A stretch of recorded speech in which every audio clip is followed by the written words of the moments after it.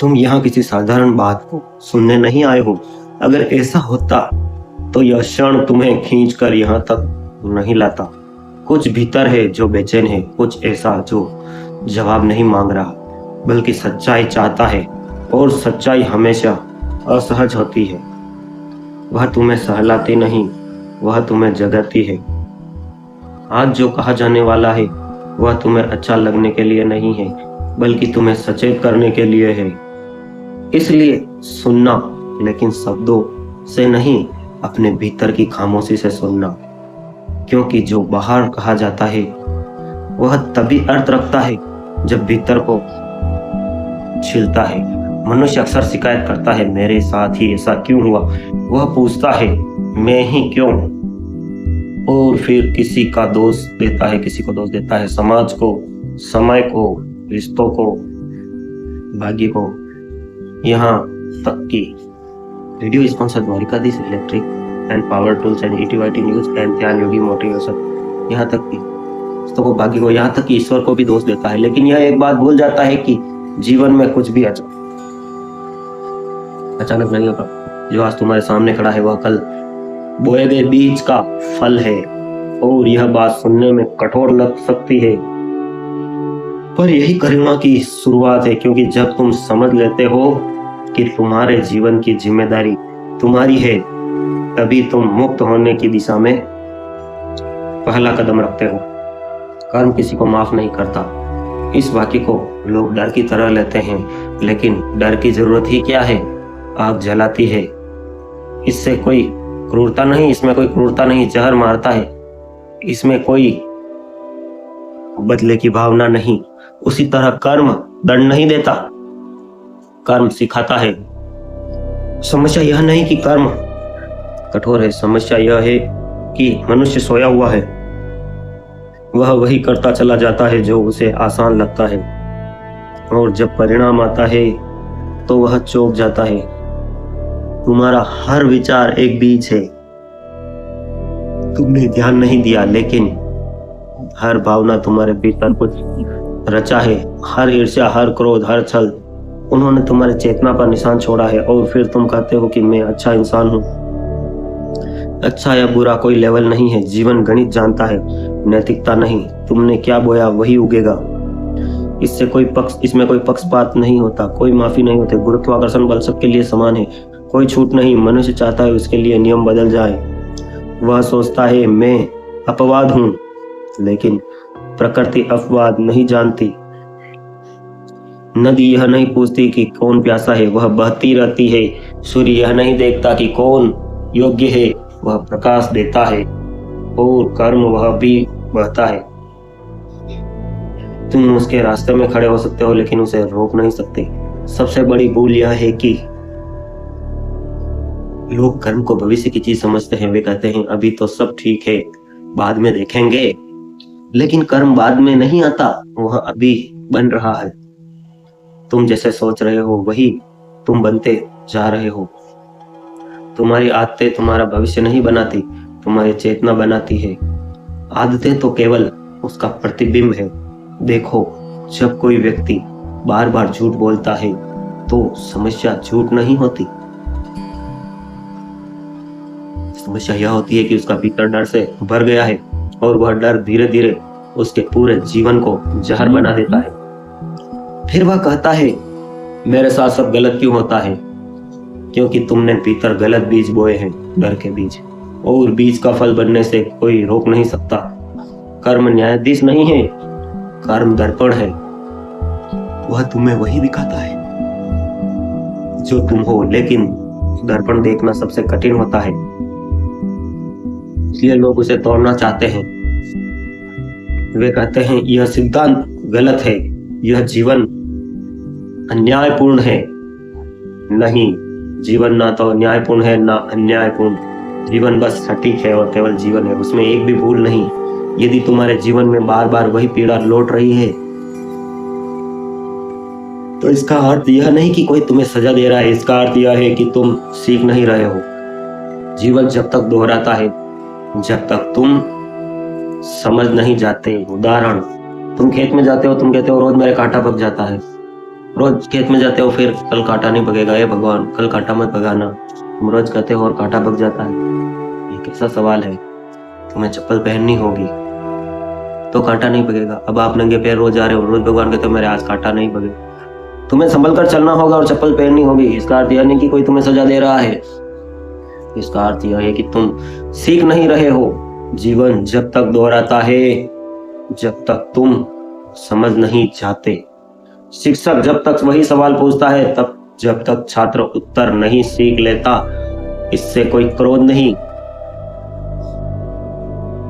केवल प्रतीक्षा है। और यह बात बहुत ध्यान से समझ लो, कर्म का अर्थ यह नहीं कि तुम अतीत में फंसे रहो। कर्म का अर्थ यह है कि इस क्षण तुम पूरी तरह जागृत हो जाओ। अभी तुम मुझे योगी को सुन रहे हो तो एकदम जागृत होकर सुनो। चाहे आंखें बंद कर दो, ईयरफोन लगा लो, बस सुनो। और सुनने में ही जो जाग गया उसके लिए कर्म की जंजीरें नहीं रहती, ढीली पड़ जाती है। जागरूकता ही एकमात्र क्रांति है, बिना जागे कोई मुक्ति नहीं। अगर आज तुम्हारे भीतर थोड़ा भी असहज उठ रहा है तो भागो मत, उसे महसूस करो। वही असहजता तुम्हारी पहली दोस्त है। वही तुम्हें बताएगी कि अब तक तुम कैसे जीते रहे हो। और जब कोई देख लेता है तब परिवर्तन शुरू होता है। बहस नहीं, सहमति नहीं, असहमति भी नहीं, बस ईमानदारी। अपने भीतर देखो और लिखो कि आज जो सुना उसने तुम्हारे भीतर क्या हिलाया। लिखो कमेंट में। कोई सुंदर शब्द नहीं, कोई ज्ञान नहीं, बस सच। उसे अपने विचारों में लिख देना। वही लिखना जो तुमने अब तक कभी स्वीकार नहीं किया, क्योंकि आगे जो आने वाला है वह और गहरा है। यहाँ कर्म को समझने से ज्यादा कर्म से मुक्त होने की बात होगी, लेकिन वहां जाने से पहले यह स्वीकार करना जरूरी है कि अब तक जो जीवन तुमने जिया है वह संयोग नहीं था। समझ वही होती है जो तुम्हें बदल दे, जो केवल जानकारी दे, वह समझ नहीं। तुमने बहुत कुछ सुना है, बहुत कुछ पढ़ा है, लेकिन जीवन वैसा ही क्यों चलता है? अब आप कहोगे योगी जी आपकी हमने हजारों वीडियो देखी है और 10 साल से योगी जी आपको ध्यान योगी मोटिवेशन में सुन रहे हैं, कुछ फर्क नहीं पड़ा। अगर तुम ऐसा कहते हो तो कभी फर्क नहीं पड़ेगा। तुम इसको जीवन में उतारो तो सही। अब मैं कह देता हूं कि तुम झूठ मत बोलो, तुम रोज झूठ बोल रहे हो, कैसे चले? क्योंकि सुनना और समझना अलग अलग बातें हैं, रटना नहीं है। समझ भीतर उतरती है और उतरते ही पुरानी नींव हिलने लगती है। इसलिए मन डरता है, वह कहता है इतना गहरा मत जाओ, लेकिन जो गहराई से बचता है वही बार बार सतह पर चोट खाता है। मनुष्य अक्सर सोचता है कि कर्म कोई बाहरी व्यवस्था है, कहीं कोई हिसाब रखा जा रहा है, कहीं कोई रजिस्टर भरा जा रहा है। यह कल्पना बचकानी है। 800 करोड़ है इस धरती पर लोग, वो भगवान इतना भी फ्री नहीं कि आपके 800 करोड़ लोगों का रोज का हिसाब लिखेगा। कर्म कोई व्यवस्था नहीं, कर्म तुम्हारी आदत बन चुकी चेतना है। तुम जैसे हो वही तुम्हारा कर्म है। तुम जो करते हो वह जो केवल उसका छोटा सा हिस्सा है।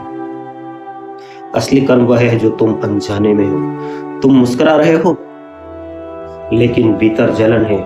तुम फेसबुक, व्हाट्सएप, इंस्टाग्राम पे बता रहे हो कि देखो मैं खुश हूँ, मैंने नई कार ली है, देखो मेरे को अच्छा जीवन साथी मिला है, लेकिन तुम अंदर से रो रहे हो। वही कर्म है। तुम चुप हो लेकिन भीतर घृणा है। तुम किसी की तारीफ करते हो, साष्टांग दंडवत करते हो, योगी जी आए हैं, और मेरे साथ सेल्फी लेते हो, और वही तुम बाहर दोस्तों के साथ, अरे यार ये इतनी बातें बताते हैं तो मैं भी जानता हूँ ये सब क्या है। तुम चुप हो लेकिन भीतर घृणा है, वह कर्म है। तुम दान कर रहे हो लेकिन भीतर अहंकार है। तुम एक दान भी करते हो 100 रुपए, तो तुम अपनी फेसबुक, इंस्टाग्राम पे दान करते हो, फोटो डालते हो, यह भी कर्म है। और यही सबसे कठिन बात है, क्योंकि यहाँ कोई तुम्हें पकड़ नहीं सकता, यहाँ कोई अदालत नहीं है, यहाँ केवल तुम हो और तुम्हारा भीतर। इसलिए लोग कर्म से नहीं डरते, वे परिणाम से डरते हैं। अगर परिणाम ना आए तो वे वही करते रहे, लेकिन परिणाम आता ही है चुपचाप, धीरे धीरे, बिना शोर किए। देखो, जब कोई व्यक्ति बार बार गलत रिश्तों में फंसता है तो वह कहता है मेरी किस्मत खराब है, लेकिन सच यह है कि उसके भीतर कुछ ऐसा है जो वही तरह के लोगों को बुलाता है। जब कोई बार बार धोखा खाता है तो प्रश्न यह नहीं कि दुनिया धोखेबाज है, प्रश्न यह है कि उसके भीतर कौन सी भूख है जो धोखे को आकर्षित करती है।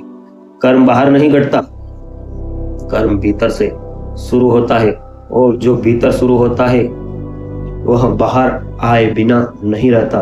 तुम चाहे कितना भी भागो, अपने आप से नहीं भाग सकते, इसलिए जीवन तुम्हें घेरता है। वह तुम्हें वही स्थिति बार बार देता है जब तक तुम बदल नहीं जाती। यह कोई सजा नहीं है, यह अवसर है। लेकिन अवसर वही देख पाता है जो जागा हुआ है, जो सोया है वह इसे अत्याचार करता है। मनुष्य चाहता है कि जीवन उसे समझे, लेकिन जीवन तुमसे यही चाहता है कि तुम खुद को समझो। जैसे ही तुमने खुद को समझा, जीवन अपने आप सरल हो जाता है। समस्याएं गायब नहीं होती, लेकिन पीड़ा गायब हो जाती है। और यही फर्क है, समस्या बाहर की है, पीड़ा भीतर की। तुम्हें लगता है कि तुम्हारा क्रोध किसी और ने पैदा किया है, नहीं, किसी ने नहीं, केवल बटन दबाया है। मशीन तो पहले से तैयार थी। अगर भीतर क्रोध नहीं होता तो कोई कितना भी उकसाए कुछ नहीं होता। इसलिए जिम्मेदारी बाहर डालना आसान है। तुमने किसी का कप डोल दिया, कप में जो होगा वही तो निकलेगा। कप में चाय होगी तो चाय बहेगी, और दूध होगा तो दूध ही बहेगा ना। तुम्हारे अंदर होगा वही बहेगा ना। लेकिन रूपांतरण भीतर से करने को तैयार हो, भीतर से ही संभव है। कर्म इसलिए किसी को माफ नहीं करता क्योंकि वह किसी को दोषी भी नहीं ठहराता। वह बस कहता है देखो तुम यही हो, और यह देख पाना ही सबसे बड़ा झटका है, क्योंकि तुमने अपने बारे में एक सुंदर छवि बना रखी है। तुम खुद को सही, अच्छा, नैतिक मानते हो, लेकिन कर्म तुम्हारी कल्पना नहीं देखता, वह तुम्हारी वास्तविकता देखता है। जब तक तुम दूसरों को बदलने की कोशिश कर रहे हो, समझ लेना कि तुम कर्म के जाल में फंसे हो। और जिस दिन तुमने खुद को देखना शुरू कर दिया, उसी दिन पहली बार कर्म की पकड़ ढीली होती है, क्योंकि अब तुम प्रतिक्रिया नहीं कर रहे हो, तुम देख रहे हो। और देखने वाला अलग होता है, देखने वाला बांधता नहीं। वह कोई तपस्या नहीं है, वह कोई कठिन साधना नहीं है, यह केवल ईमानदारी है। लेकिन ईमानदारी सबसे कठिन चीज है, क्योंकि उसने तुम्हें खुद से झूठ बोलने की अनुमति नहीं होती। वहां कोई बहाना नहीं चलता, वहां कोई तर्क नहीं बचता। और एक बात याद रखना, कर्म तुरंत नहीं काटता, यही उसकी करुणा है। वह समय देता है, वह कहता है अब भी देख लो, अब भी बदल लो। लेकिन मनुष्य समय को कमजोरी समझ लेता है। वह सोचता है कुछ नहीं हुआ, और फिर एक दिन अचानक सब एक साथ टूटता है। तब वह कहता है यह मेरे साथ ही क्यों नहीं, यह तुम्हारे साथ नहीं हुआ, यह तुम्हारे भीतर बहुत पहले शुरू हो चुका था, आज बस प्रकट हुआ है। अगर तुम सच में मुक्त होना चाहते हो तो भविष्य की चिंता छोड़ लो, क्योंकि जन्मों जन्मों तक तुम भविष्य की ही चिंता करते आए हो। बचपन से जवानी, जवानी से बुढ़ापा आ जाता है और तुम उन्हीं चिंता में, और तुम अगले जन्म में भी वही करोगे, और उसके अगले जन्म में ही। भविष्य कर्म का परिणाम वर्तमान कर्म का जन्म है। इस क्षण अगर तुम जाग गए तो बहुत कुछ बदला जा सकता है, लेकिन जागना साहस मांगता है, क्योंकि जागने का अर्थ है अब कोई और जिम्मेदार नहीं। और वही बिंदु है जहां अधिकतर लोग लौट आते हैं। वे कहते हैं यह बहुत भारी है। हाँ, यह भारी है, क्योंकि अब तुम अकेले हो, लेकिन इसी अकेलेपन में स्वतंत्रता छुपी है। जागना कोई घटना नहीं है, वह एक प्रक्रिया है। ऐसा नहीं कि एक दिन आंख खुली और सब बदल गया।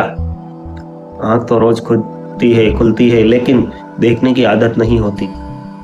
मन इतना शोर करता है कि जो सामने है वही दिखाई नहीं देता, और जब तक दिखाई नहीं देता तब तक वही दोहराया जाता है।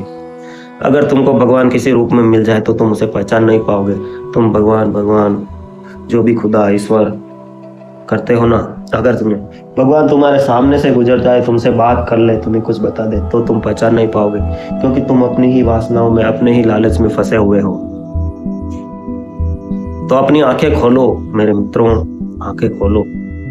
इसलिए पीड़ा से तुम गुम कर देता है। लोग इसे भाग्य कहते हैं, लेकिन यह आदतों का एक चक्र है। मनुष्य सोचता है कि वह स्वतंत्र है, लेकिन उसका अधिकतर जीवन प्रतिक्रिया में बीतता है।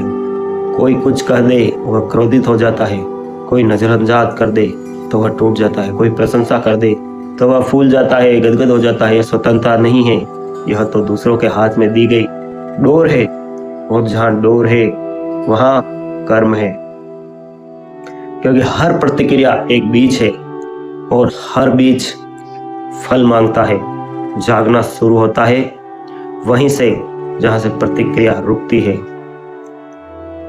जब कोई तुम्हें चोट पहुंचाए तब तुम भीतर ठहर सको, तब कुछ नया जन्म लेता है। चोट अब भी लगती है, लेकिन वह भीतर गहरी नहीं जाती, क्योंकि अब तुम उसे देख रहे हो। तुम दृष्टा बन गए और देखा जाता है वह धीरे धीरे अपनी शक्ति खो देता है। आप सबके भीतर बैठे हुए परम पिता परमेश्वर को प्रणाम करता हूँ। आप सबका जीवन मंगलमय हो, यही परमात्मा से प्रार्थना है। Video sponsor Dwarkadhish electric and power tools GKYR news and Gyan Yogi motivation. Subscribe करें, वीडियो को ज़्यादा से ज़्यादा शेयर करें, और इसी तरह की जानकारी के लिए अगर सब्सक्राइब कर लिया तो बेल आइकॉन जरूर प्रेस करें। आपका जीवन मंगलमय हो।